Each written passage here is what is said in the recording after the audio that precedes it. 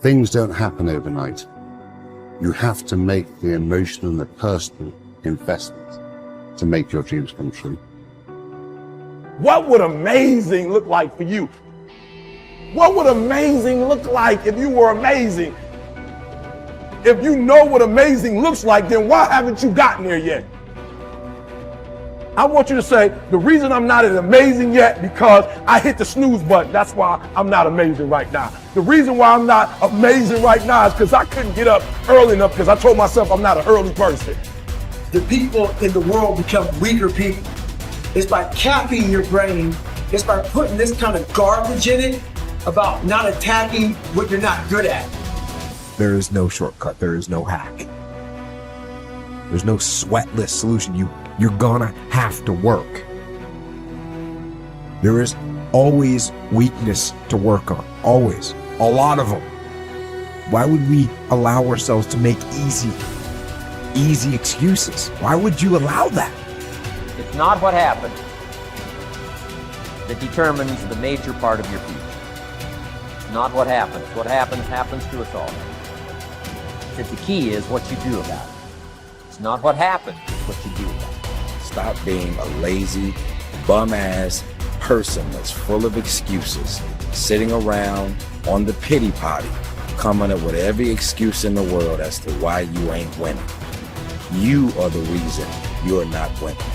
Find a way and an understanding that this thing that we are dealing with right now in our lives is only temporary. It's temporary and it will not last forever. You must realize that you must grow enough tenacity within yourself to press on. Are you going to put in the work or not? Are you going to find a way to reach your goals or not? The minute you start thinking, I don't want to do this, the minute that feeling creeps in, that's the time you're having a test. The minute you feel the ache of, I'd rather do something else, I'd rather do anything else than this, that's the test. The minute you train yourself to say, this is my opportunity, is the minute you go from loser to fucking winner. And this is a skill. This is something you practice. You are amazing and you have limitless potential. So start tapping into it by not sitting on the fence. Get up, get out, and get it done, baby. Let your work get your opportunity. Let your work get your praise. Let your work open up doors. Let your work get people paying attention. Let your work get the whole world to notice. Stop thinking, stop procrastinating, and you gotta work. So you got to make sure that you constantly are rewriting your book.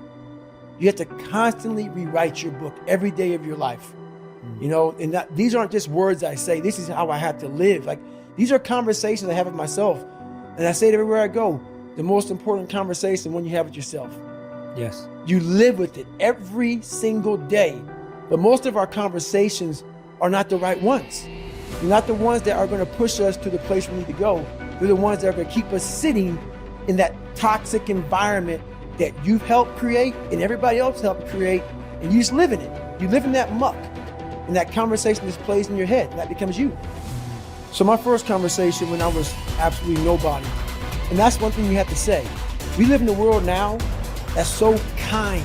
We find the kind way around everything. Like, if you don't look good, I have to find a kind way of saying, I don't like your shirt. Right. That's not the approach. The approach you have to take, at least I took. You take whatever approach you want. The conversation had to be a real, honest conversation. In the accountability mirror, guess what? I was fat. Don't find a kind word to say that, you know what, I've gained some weight. No, you're fat. When I couldn't read, not like, hey, you know, you've been learning this. No, I cannot read. For fourth grade reading level, I'm struggling. And sometimes I call myself stupid. Not in a way to put myself down. So don't take it like, my God, those are so hurtful. Yeah, they're hurtful. It's honest. The conversation has to become an honest conversation of where you're at mentally. Where am I at mentally? I look like I feel like I'm falling behind in school. I'm lazy. My house is a mess. You have to look at what it is and call it what it is. Don't find words to make yourself feel better, because that's what So we hang around people that make us feel better, that tell us what we want to hear, not what we need to hear. And so we stay away from those people. And we stay away from those people, like our internal dialogue becomes that kind, it's okay, it's not okay. So that's where it starts. It starts with that accountability of it's not okay anymore. This can no longer be okay. And calling yourself out for exactly what you are and exactly how you need to fix it. That's where it starts. Take full responsibility for your life. Accept where you are and the responsibility that you're going to take yourself where you want to go. Someone said we have two primary choices in life. We can either accept conditions as they exist, or we can take the responsibility to change them. See, a lot of people want to exempt themselves from taking responsibility. All they want to do is talk about the problem. Every time you see them, they'll tell you their story over and over and over and over again. No. You want to take responsibility for your life. I got me here, I can get me out of this. And I'm getting out. I'm not going to be a volunteer victim. George Bernard Shaw said there are two kinds of people in life. You know, he said those that make things happen, those that watch things happen, and those that don't know what happened. And he said the people that get along in this life look around for the circumstances that they want, and if they can't find them, they make them. They create them. So part of beginning to get unstuck, you've got to decide that the behavior pattern that you have adopted doesn't work for you. You've got to change your strategies, and changing your strategy means reinventing your life. Recreating you, and you have the power to do that. You can decide that you're going to change, that you're not going to be a wimp. You can decide that you're going to stand up to life. You can decide that I'm going to live each day as if it were my last. You have the power to make that decision. You can decide I'm going to work on myself and develop myself. I'm going to empower me. And all of these things that are happening to me right now, they're just temporary inconveniences. They're not stronger than I am. I'm in charge here. Your self-confidence is closely connected to your self-esteem and to how much you like yourself. Dr. Nathaniel Brandon calls self-esteem your reputation with yourself. It is how you feel about yourself and your abilities in relation to any situation that determines how much you like yourself and consider yourself to be a valuable and worthwhile person.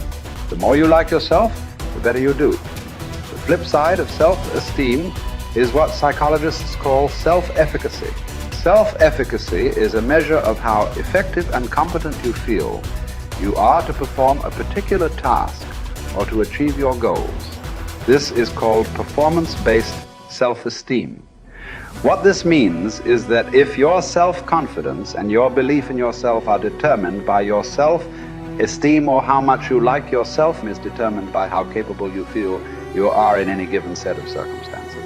For example, if a problem comes up at work or home, and you are so familiar with it that you can solve it quickly and correctly, your self-efficacy and your self-esteem goes up. You feel more capable and confident and more willing to take on other challenges and difficulties. You feel more positive and optimistic. You feel like an excellent person. If, on the other hand, a problem or difficulty came up and you were unable to do anything to solve it, and you felt frustrated or ineffective, your self-esteem would suffer and your self-confidence would go down. You would feel negative about yourself and your abilities. You might even become angry or depressed. You would feel powerless rather than powerful. That's why they say in playing poker, the winners laugh and tell jokes while the losers say, shut up and deal. The law of cause and effect applies to everything you are today and to everything that you become. If the effect that you desire is high and unshakable, levels of self-confidence, then it is necessary that you engage in the same behaviors practiced by others who enjoy high and unshakable levels of self-confidence. And you will soon experience high levels of self-confidence yourself. Studies conducted on thousands of men and women who have moved from ordinary to extraordinary performance and who have moved from feelings of inadequacy to feeling great about themselves show that there is a direct cause-effect relationship between competence and mastery on the one hand and self-confidence on the other. To attain this wonderful, healthy feeling of optimal performance, you need clear goals, challenging standards, regular feedback, total concentration, step-by-step, step success, and a feeling that you are expanding your capabilities to a new, higher level. When you have created a situation in which you experience all of these, you sense that you are working at the outer edge of your own personal envelope.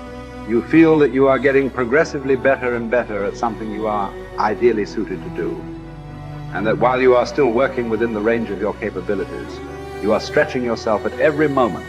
When you are caught up in this kind of experience, you often lose track of time.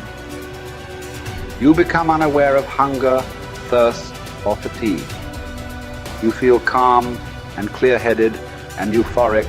Tests show when you are in this state of flow, your brain releases endorphins, nature's happy drug, which causes you to feel happy and energized. Often, while you are in this state, the rest of the world seems to slow down.